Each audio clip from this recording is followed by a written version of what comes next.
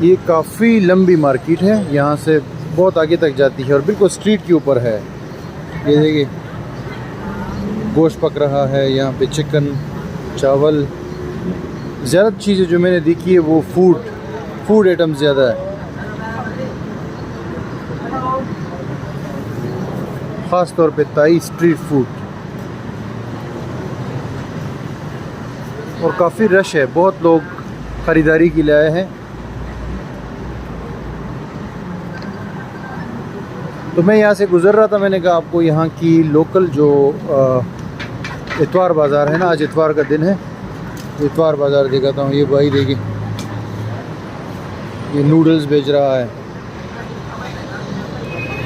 ये जूस की दुकान।